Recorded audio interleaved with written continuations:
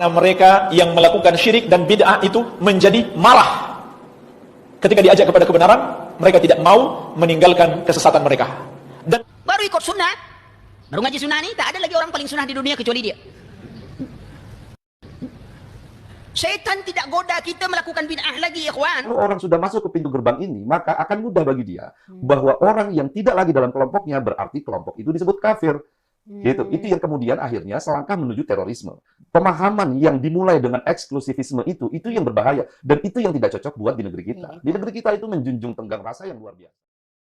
ketika ada orang yang mengajak kepada sunnah dan melarang perbuatan bid'ah, malah dituduh sebagai pemecah belah umat. Kenapa mereka menuduh seperti itu, jamaah sekalian?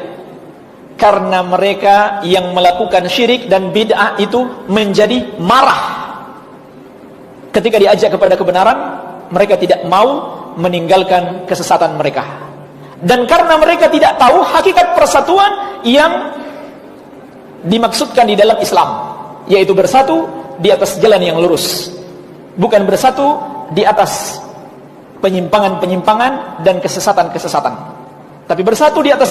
Baru ikut sunnah, baru ngaji sunnah nih, tak ada lagi orang paling sunnah di dunia kecuali dia.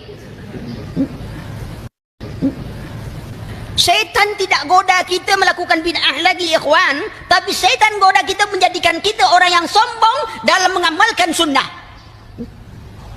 Belajar jadi sombong, mengamalkan sunnah jadi sombong. Karena sunnah bukan untuk kesombongan, untuk keikhlasan. Belajar ilmu bukan untuk kesombongan, bukan ingin agar kita tak jatuh ke dalamnya. Kita belajar bid'ah bukan untuk membid'ahkan orang. Kita belajar masalah kufur bukan ingin mengkafirkan orang. Kita belajar masalah syirik bukan ingin memusyrikan orang. Kita belajar itu semuanya agar kita tidak jatuh ke dalamnya. Sementara Wahabi sendiri kita tahu bahwa di negerinya sendiri, di tempatnya berdiri itu punya problem besar tentang kekabilahan atau kesukuan. Dan itu berpuluh-puluh tahun. Bahkan sampai dengan saat ini kita tahu misalnya Afghanistan yang terdiri dari 7 suku itu sulit sekali untuk membangun negara yang satu.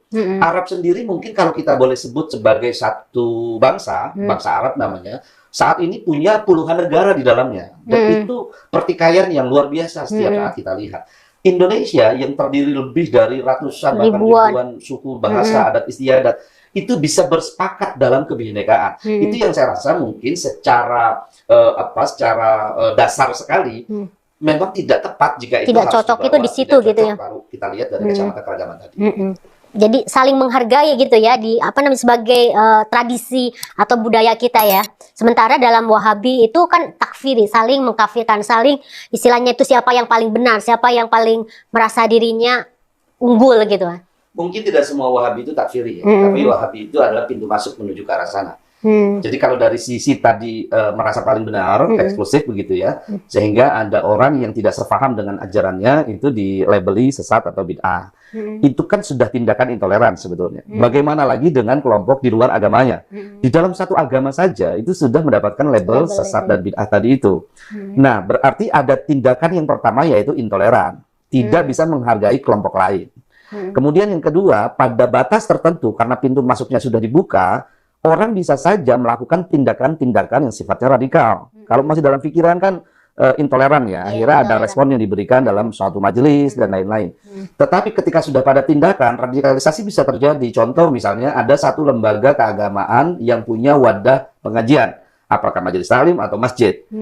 Karena mereka melihat apa yang dilakukan tradisi di masjid atau majelis taklim itu tidak sesuai dengan pikirannya, dengan fahamnya, dengan ajarannya, maka itu disebut sesat dan bid'ah. Lalu tindakannya apa? Tindakannya adalah dengan mengambil alih masjid itu. Dan ini terjadi, Mbak Nong, kalau datang ke daerah-daerah gitu ya, bahkan bukan hanya daerah, pusat perkotaan sekalipun, berapa banyak masjid-masjid BUMN, perkantoran yang diambil alih oleh mereka. Yang di sana tidak boleh lagi ada tahlilan, maulidan, istighosahan, manakiban, yasinan. Berarti kan tindakannya sudah mengarah pada radikalisasi. Nah, selangkah lagi apa? Ini yang paling membahayakan. Kalau orang sudah masuk ke pintu gerbang ini, maka akan mudah bagi dia bahwa orang yang tidak lagi dalam kelompoknya berarti kelompok itu disebut kafir. Gitu. Itu yang kemudian akhirnya selangkah menuju terorisme. Saya tidak mengatakan bahwa Wahabi itu terorisme. Tidak, tetapi pemahaman yang dimulai dengan eksklusivisme itu yang berbahaya dan itu yang tidak cocok buat di negeri kita. Di negeri kita itu menjunjung tenggang rasa yang luar biasa. Toleransi, tegang yang sangat rasa, saling menghargai, saling menghormati. Jadi istilahnya tadi kalau misalnya dari segi urutan-urutan yang tadi disampaikan oleh Ustadz Denda, dari tahapan intoleransi, kemudian radikal dan kemudian itu bisa menjadi teroris. Ya kan, dan tadi Wahabi bisa jadi menjadi sebagai pintu masuk, ya kan, karena yaitu takfir mengkafirkan, tidak ada toleransi lagi seperti itu.